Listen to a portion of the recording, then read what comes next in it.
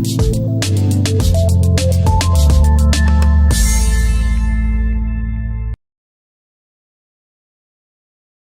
मुंबईतील प्रभाग क्रमांक 18 मध्ये भारतीय जनता पार्टीच्या कार्यकर्त्यांनी परिवारवाद आणि संधी साधूपणा विरोधात आक्रमक भूमिका घेत थेट आवाज उठवला आहे। स्थानिक स्वराज्य संस्थेच्या निवडणुकीपूर्वीच भाजपमध्ये तिकीट वाटपावरून अस्वस्थता उफाळून आली असून निष्ठावंत कार्यकर्त्यांना डावलून पुन्हा एकाच कुटुंबाला संधी देण्याच्या प्रवृत्तीला तीव्र विरोध होताना दिसत आहे।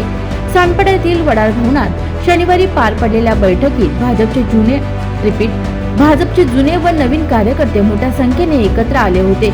या बैठकीत एक कुटुंब एकच तिकीट या ठाम भूमिकेची जोरदार मांडणी करण्यात आली। पक्षासाठी रस्त्यावर काम करणाऱ्या, संघर्ष करणाऱ्या आणि निष्ठेने पक्षासोबत उभे राहिलेल्या कार्यकर्त्यांनाच उमेदवारी द्यावी अशी स्पष्ट मागणी करण्यात आली।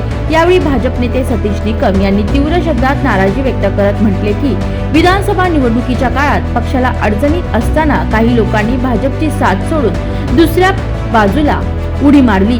आज तेच लोक 4 ते 6 तिकिटाची मागणी करत आहेत। हे सहन केले जाणार नाही। पक्षाशी एकनिष्ठ राहिलेल्या कार्यकर्त्यांना सन्मान आणि संधी मिळायलाच हवी। या बैठकीत युवा भाजप नेते प्रवीण भगत यांनीही कार्यकर्त्यांच्या भावना मांडत पक्षात घराणेशाही नको तर कार्यक्षमतेला प्राधान्य दिले पाहिजे असे ठाम मत व्यक्त केले। तर वाशी प्रभागातील भाजप नेत्या राखी पाटील यांनी स्पष्ट केले की भाजपची ताकद ही कार्यकर्त्यांमध्ये आहे आणि त्या ताकदीला दुर्लक्षित केल्यास त्यांचे गंभीर राजकीय परिणाम भोगावे लागतील। प्रभाग क्रमांक 18 मधील हा सूर पाहता नवी मुंबई भाजपमध्ये परिवारवाद विरोधातील असंतोष आता उघडपणे रस्त्यावर येऊ लागला आहे।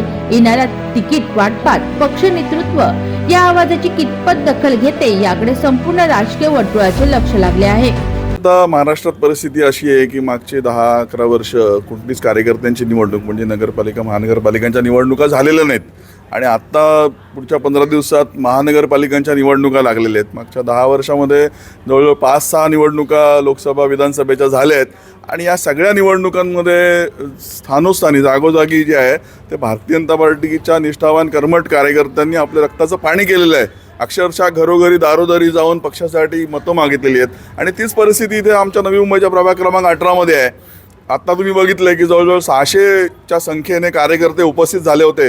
फक्त 1 दिवसाच्या मुदती आधी आम्ही त्यांना सगळ्यांना निरोप दिला आणि 600 लोक जमले आहेत। ही सगळी कार्यकर्ते असे आहेत की ज्यांनी राम मंदिराचा आनंदोत्सव साजरा केला, 370 कलम म्हटलं त्याचा आनंदोत्सव साजरा केला, मान्य मोदीजींचे वाढदिवस जेव्हा येतात तेव्हा सेवा पंधरवड्याचा कार्यक्रम केला।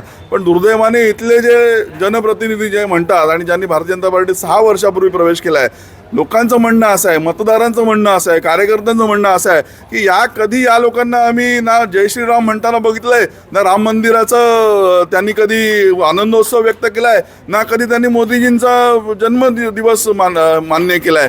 त्यामुळे अशी लोक जर का भारतीय जनता पार्टीमध्ये असतील आणि आता पण जर का पक्ष आम्हाला म्हणत असेल की अशाच लोकांसाठी आम्ही मरमर करायचं आणि पक्षाकडे बघून आणि कमळाला मत द्या म्हणून मतदारांकडे जायचं, तर मतदार हे ॲक्सेप्ट करायला तयार नाहीये।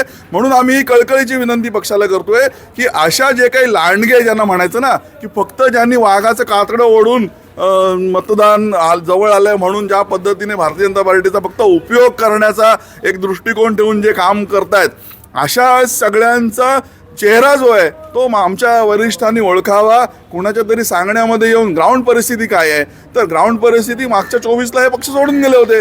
राष्ट्रवादी पक्षामध्ये जाऊन तुम्ही जर तिथे आपल्या नेत्यासाठी जर का बहुमत आणलं असतं तर एक वेळ आम्ही मान्य केलं असतं, पण तुम्ही तिथे पण बहुमत नाही आणलं। 3200 मतांनी तुम्ही मागे आहे। भारतीय जनता पार्टीचा निष्ठावान कार्यकर्ता जो काम करत होता, दारोदारी फिरत होता, त्यांनी विजय मिळवून दिलेला आहे। त्यामुळे लोकांचं म्हणणं असं आहे, प्रभाग क्रमांक 18च्या एकूण एक मतदाराचं म्हणणं आहे की आम्हाला यावेळी बदल पाहिजे, आम्हाला कार्यकर्ता जो असेल त्याचा चेहरा आमचा जनप्रतिनिधी म्हणून पाहिजे आणि सगळे कार्यकर्ते जे आहेत ते एक दिलाने एक जीवाने अगदी जीवाच्या आकंतापासून काम करायला तयार आहेत आणि ते भारतीय जनता पार्टीचे 4च्या 4 कमळ फुलवायला आम्ही तयारी केलेली आहे। आणि आजचा हा मेळावा आहे तो विक्रम मिश्राजींच्या श्रद्धांजलीच्या निमित्ताने आम्ही ठेवला होता, पण या मेळाव्यामध्ये एकच सूर सगळ्यांचा आहे की आम्हाला असे फक्त कातडं ओढलेले जनप्रतिनिधी नको आहेत, आम्हाला सच्चा भाजपचा कार्यकर्ता हा आमचा जनप्रतिनिधी म्हणून महानगरपालिकेत पोहोचवायचा आहे।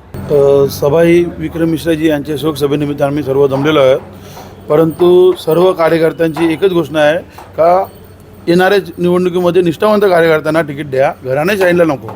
कारण की मागच्या MLCच्या इलेक्शनला MLAच्या इलेक्शनमध्ये मी वाशी गावातून येतो. वाशी गावामध्ये आम्ही कोणीही नेता नसताना आमच्यासारख्या सामान्य कार्यकर्ता आणि निष्ठावंत कार्यकर्त्यांनी एकजुटीने काम केलं आणि किती विरोध झाला त्या गोष्टीवरनं आणि आम्हाला किती त्रास सहन करावा लागला त्या टायमिंगला. आणि आम्ही न डगमगता आणि न घाबरता आम्ही त्या BJP पक्षासाठी फक्त BJP पक्षासाठी आणि पक्षश्रेष्ठींचा आदेशावरून आम्ही तिथं आज उभा होतो. आणि त्या निवडणुकीच्या दरम्यान आम्ही आज MLA मंदाताई म्हात्रे यांना निवडणुकीमध्ये विजय जिंकून दिला.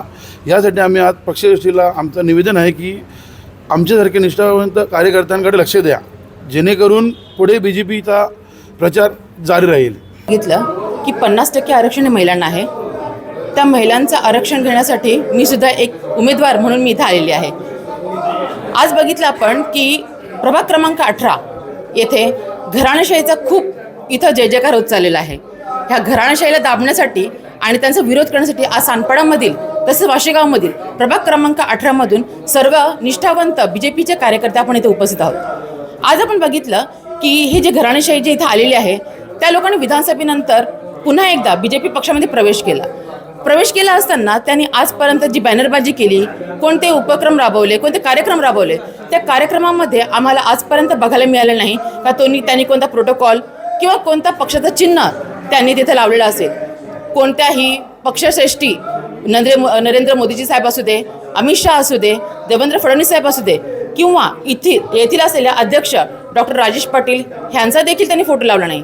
त्यांना इतकाही भान राहिलं नाही की आपण ज्या बेलापूर विधानसभामध्ये आपण राहतो त्या 3 वेळच्या आमदार हॅट्रिक मंदाताई म्हात्रे ह्यांचासुद्धा त्यांनी कधी पण आजपर्यंत प्रोटोकॉल पाळलेला नाही. मग आज हे कोणत्या वेसवर कोणत्या निर्धारावर आज हे 3 तिकीटं मागतायत ह्याचा आम्ही जाब विचारण्यासाठी आम्ही इथे जमा झालो आहोत आणि ह्याचा विरोध करण्यासाठी आम्ही इथे जमा झालेलो आहोत.